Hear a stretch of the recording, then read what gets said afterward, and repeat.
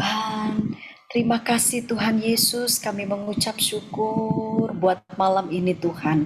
Kami percaya Tuhan ada selalu hadir di dalam kehidupan kami.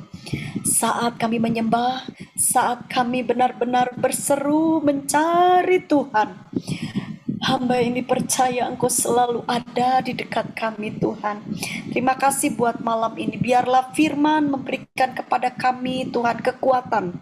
Memberi kepada kami juga tuntunan supaya kami ini tidak sampai Tuhan diombang-ambingkan dengan kabar-kabar yang tidak baik.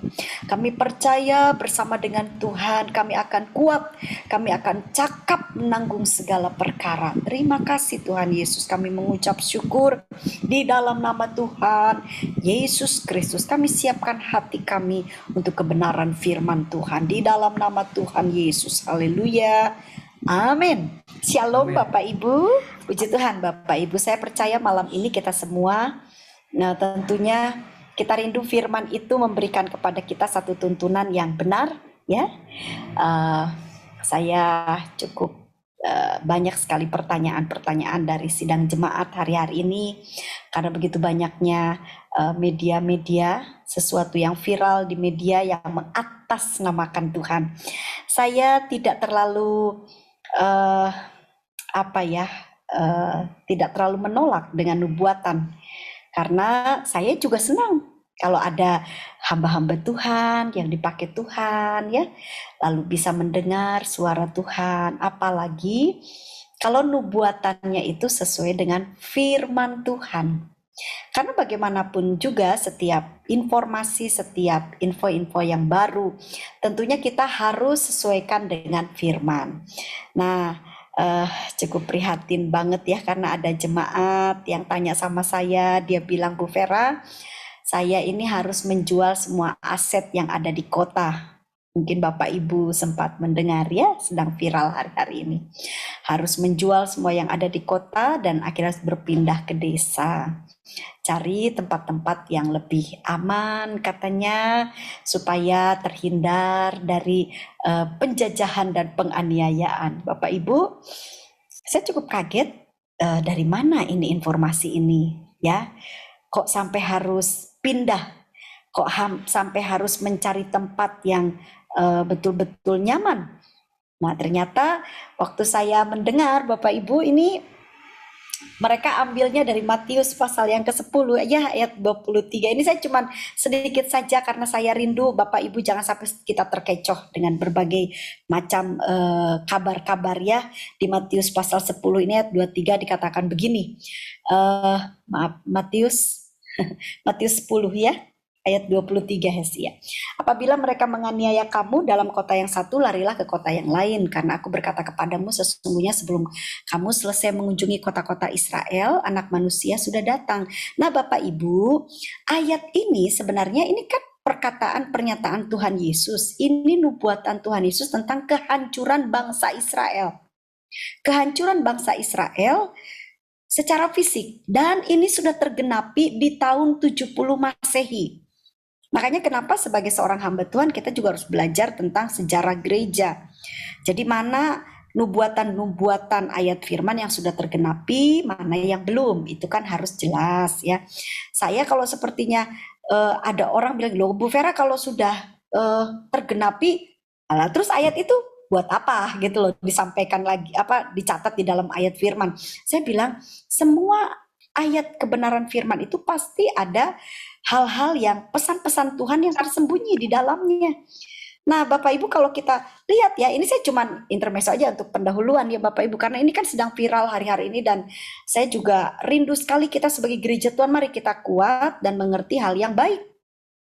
Kalau saya pribadi, kalau menyimak Matius pasal 10 tentang kehancuran bangsa Israel, saya lebih condong di ayat yang ke-26.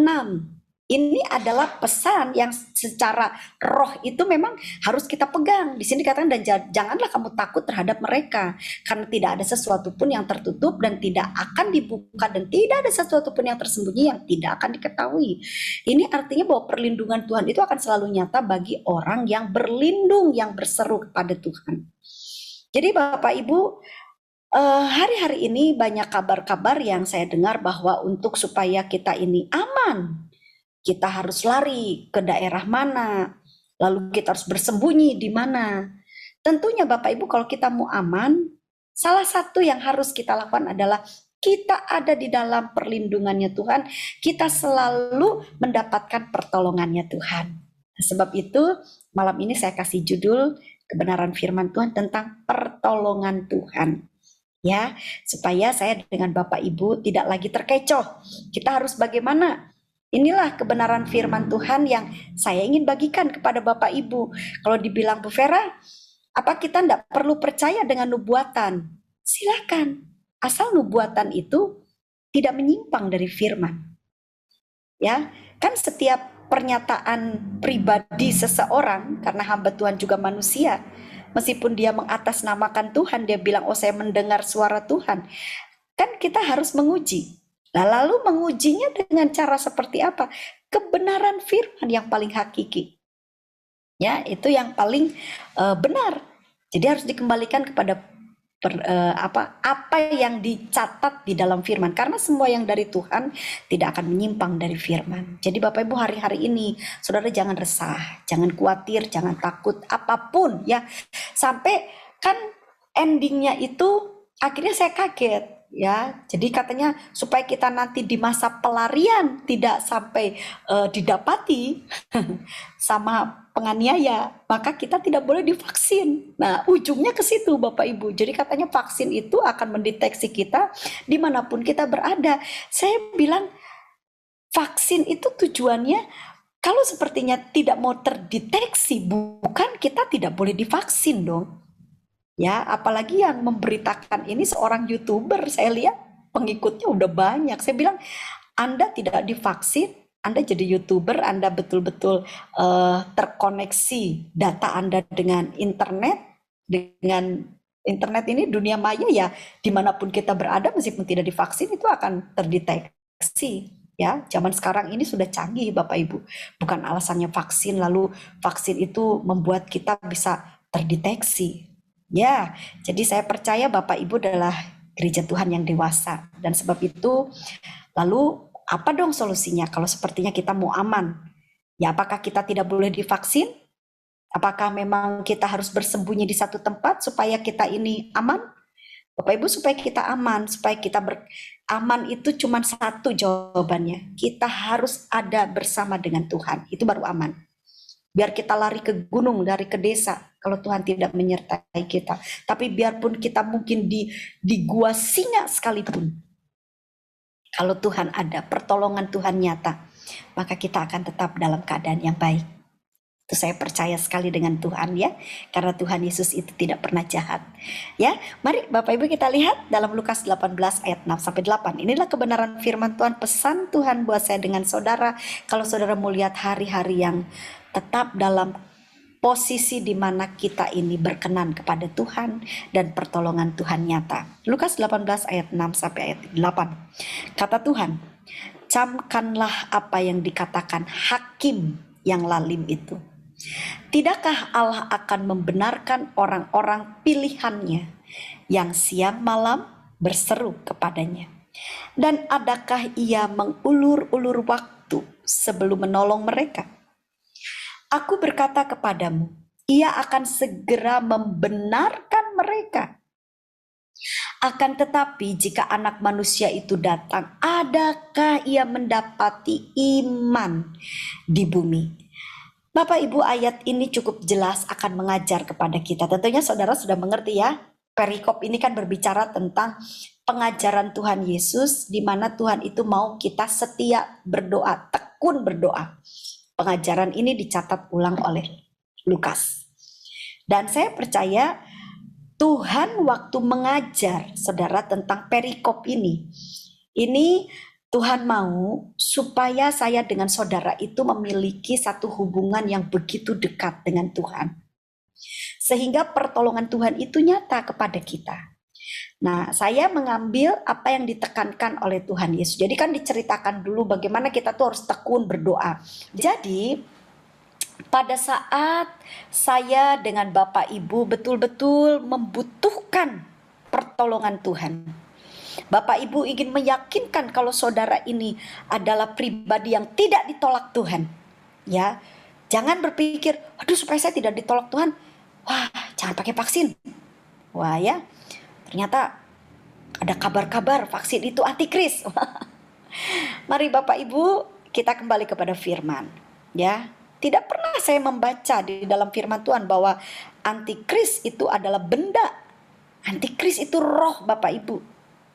Tidak ada kaitannya dengan vaksin.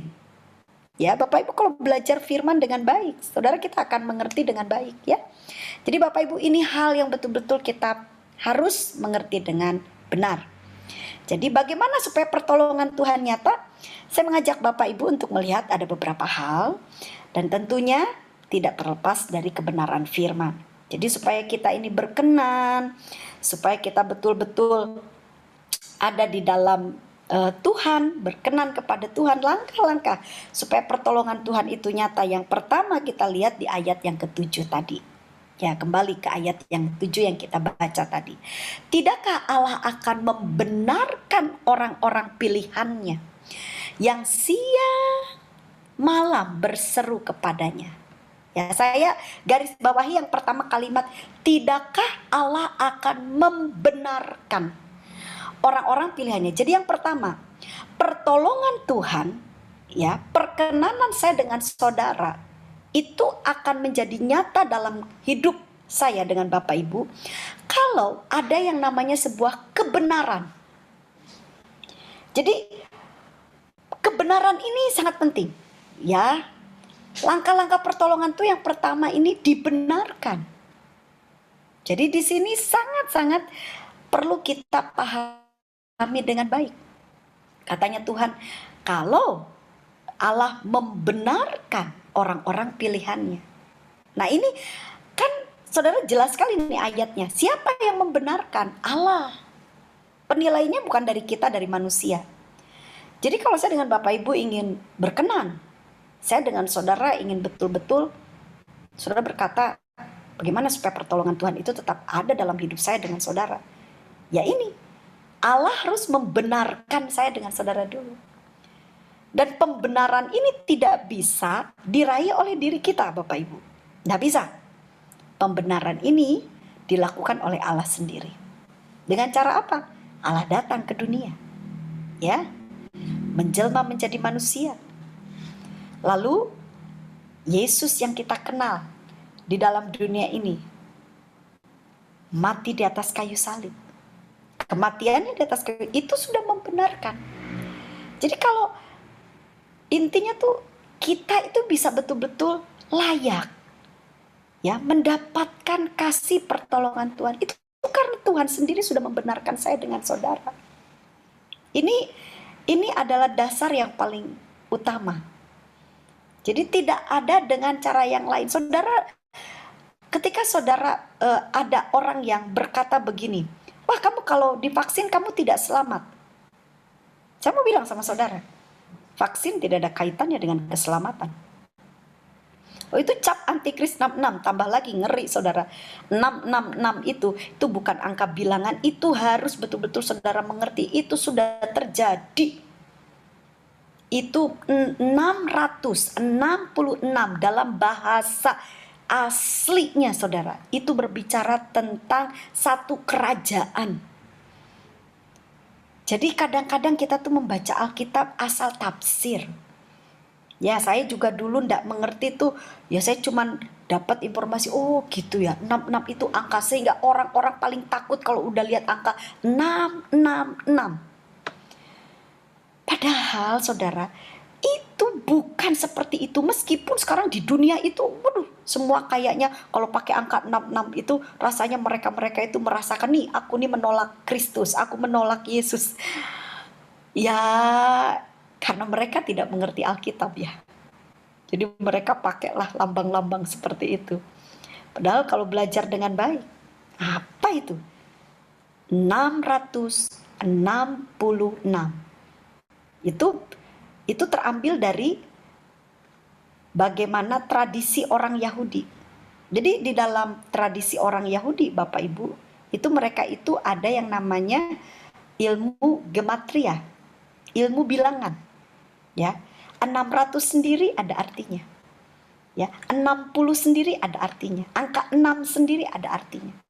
Dan ketika digabungkan semuanya, itu menjadi sebuah kata yang menunjuk kepada Kaisar Nero. Dan itu sudah terjadi Bapak Ibu.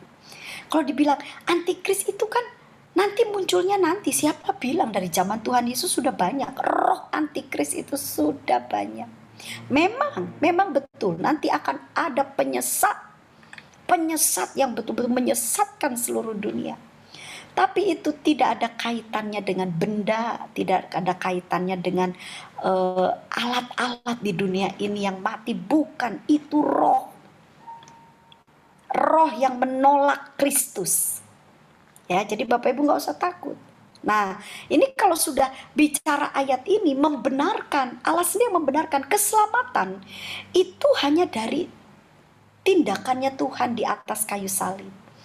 Jadi Bapak Ibu, kita selamat, kita ini dikenal Tuhan, layak untuk menjadi ahli waris kerajaan surga karena kematian Tuhan Yesus di atas kayu salib.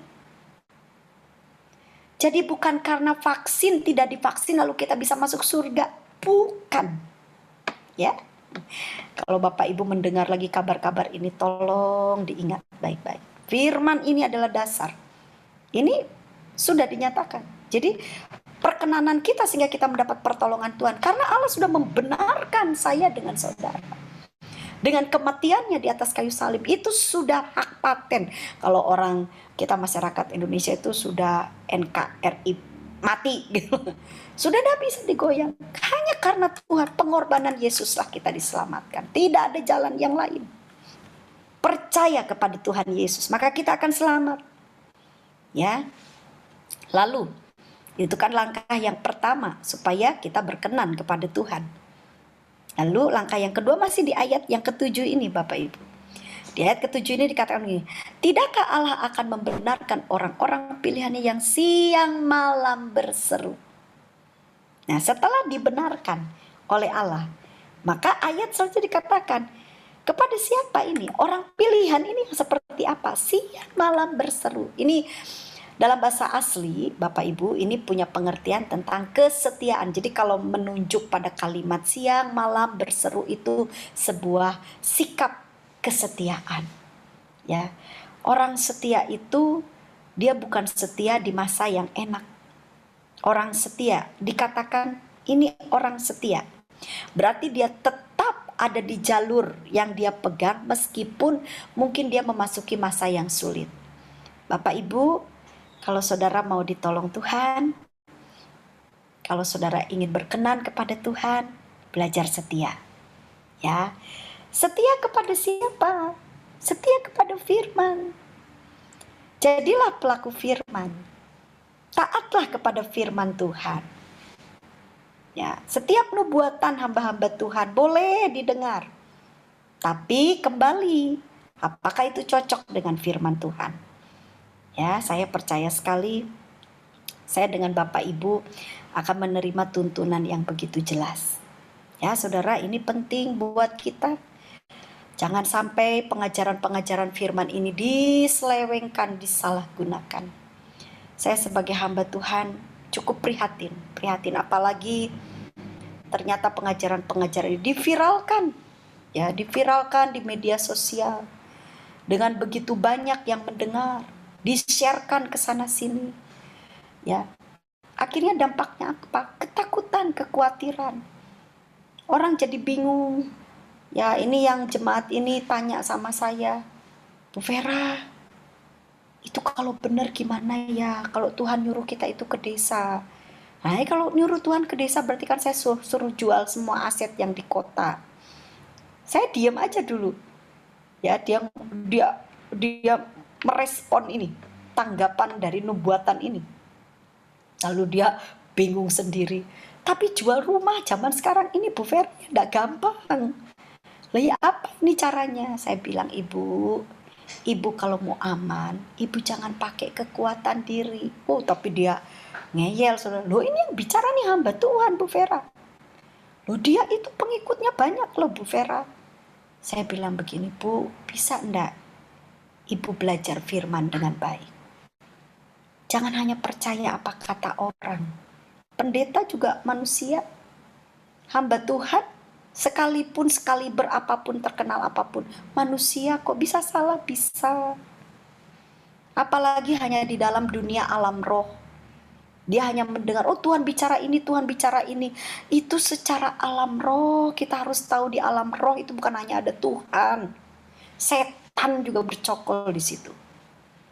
Lalu bagaimana kita bisa membedakan ini dari Tuhan apa enggak? Kembali ke firman Tuhan. Loh, dia pakai ayat firman Tuhan, Bu Vera. Saya bilang, mana ayatnya, Bu?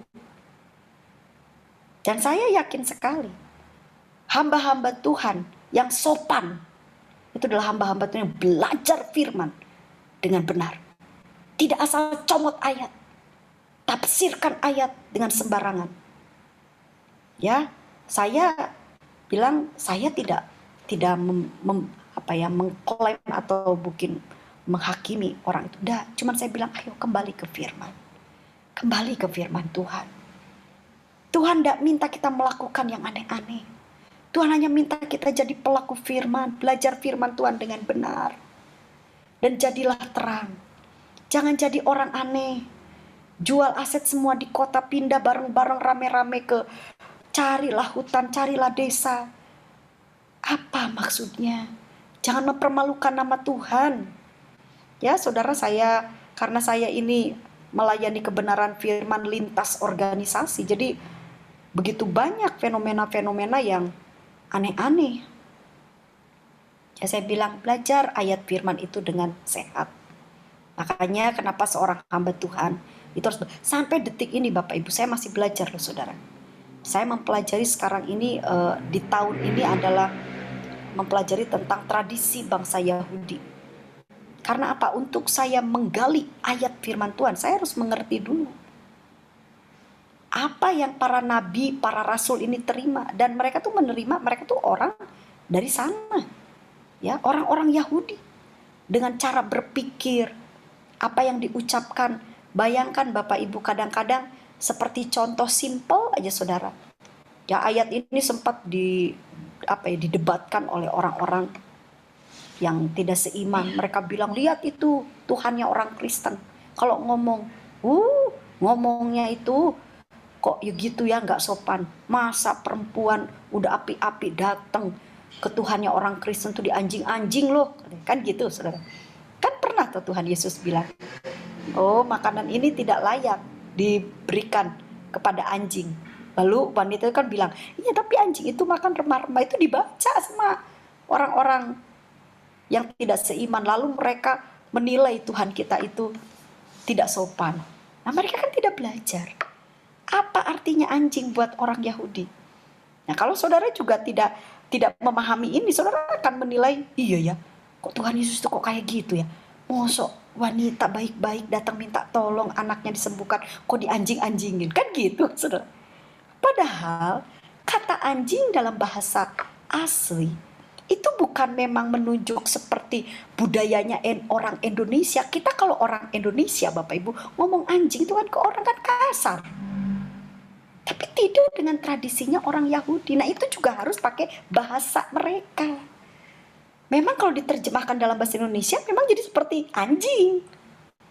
Tapi untuk tradisi orang Yahudi, ketika Tuhan Yesus berkata tidak baik, ya ini diberikan kepada anjing. Anjing itu adalah sebutan untuk non-Yahudi. Gitu loh Bapak Ibu. Karena si wanita ini dia orang Yunani. Nah itu kan ayatnya harus jelas. Nah saya bilang kalau sepertinya kita belajar ayat firman dengan baik, dengan sehat. Kita gak boleh dong comot cuman begitu terus mengada-ada. Nah Tuhan Yesus kita ini kan lahir dan dibesarkan di budaya tradisi orang Yahudi, orang-orang Ibrani.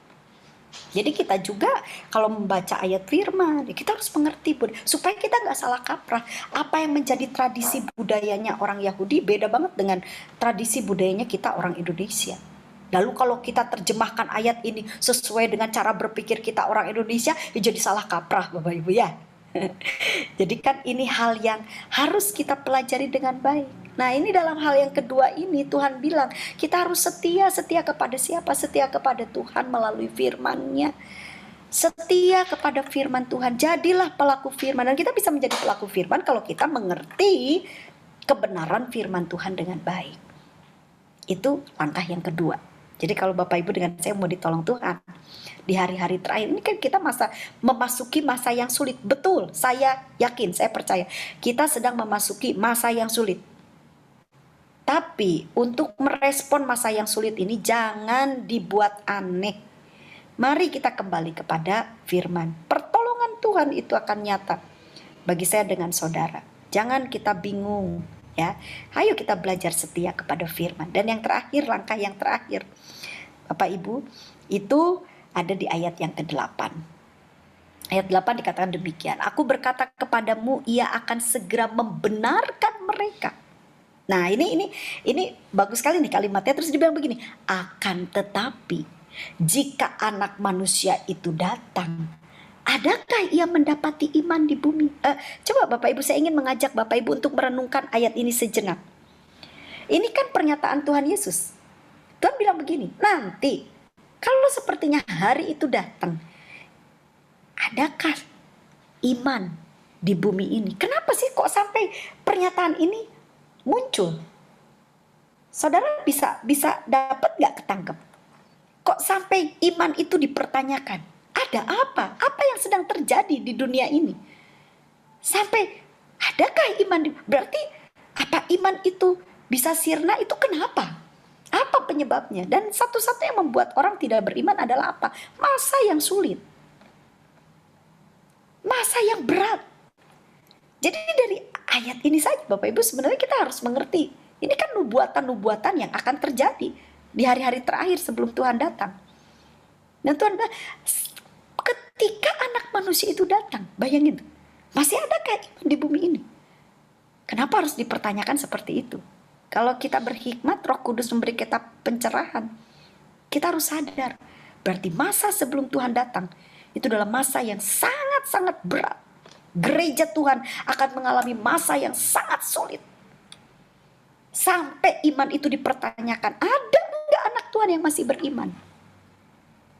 Ya, ketika masa pandemi ini, begitu banyak sekali. Kita nggak usah bilang non-Kristen, begitu banyak orang-orang Kristen yang meninggal dunia. Dampak dari pandemi ini, masihkah ada iman buat kita? Masa pandemi ini saudara, dampaknya ke segala aspek. Ya, goncang semua. Masihkah gereja Tuhan memiliki iman? Jadi, hal yang ketiga kalau saya dengan saudara mau betul-betul ditolong Tuhan, berkenan kepada Tuhan, mari kita miliki iman. Bapak Ibu, kalau saya simpulkan ya dari apa yang kita pelajari 3 langkah ini, sudah ingat baik-baik. Tuhan kan minta kita setia. Ya, Tuhan juga minta kita beriman. Sampai Tuhan katakan kalau Tuhan datang masih ada iman, berarti Tuhan tuh minta kita beriman. Tetap percaya teguh kepada Tuhan, apapun yang terjadi. Tapi ingat, kesetiaan dan iman atau kepercayaan manusia kepada Allah hanya akan menyelamatkan. Nah, saudara, itu ya, jadi kesetiaan kita sama Tuhan, iman kita sama Tuhan itu bisa menyelamatkan kita. Artinya kita bisa benar-benar diterima di kerajaan surga jika Allah sudah membenarkan kita. Agama itu hanya mengajar sampai di kesetiaan dan iman. Semua agama berkata bahwa kamu harus setia sama Allah. Semua kepercayaan. Dia akan membimbing orang yang memegang kepercayaan itu setia kepada Tuhannya. Dan pastinya semua kepercayaan juga akan mengajar umatnya untuk dia beriman kepada Allah yang dia sembah. Tetapi ingat, kesetiaan dan iman kita itu tidak akan menyelamatkan kita kalau tidak ada pembenaran dari Allah. Dan saya dengan saudara sudah dibenarkan oleh darah anak domba Allah. Bapak Ibu, apapun yang kita kerjakan hari ini bukan untuk keselamatan. Apapun yang kita lakukan, kegiatan berdoakah, kita mau melakukan ini itu di dalam Tuhan, itu bukan satu tujuan untuk kita selamat. Ya, jadi saudara ada yang bilang, oh kalau kamu gak gini kamu gak selamat, kalau kamu gak gini kamu gak selamat. Bapak Ibu, yang bisa menyelamatkan kita cuma satu, kematian Yesus di atas kayu salib. Dan itu bukan usaha kita, itu anugerah. Dan kalau memang kita betul-betul menerima anugerah itu, kalau kita menyatakan, ya Tuhan saya terima keselamatan ini, maka saya dengan Bapak Ibu harus memiliki kesetiaan. Gitu loh Bapak Ibu. Jadi ini adalah satu lingkaran yang tidak bisa diputus. Orang yang betul-betul setia, beriman, kalau dia mau selamat, dia harus percaya sama Tuhan Yesus. Dan tentunya kepercayaan kita kepada Tuhan Yesus itu diwarnai dengan kesetiaan dan iman kita. Amin. Puji Tuhan. Bapak Ibu, Pak Fran tadi sudah menyampaikan kepada saya bahwa setelah firman, kita akan mengadakan perjamuan kudus.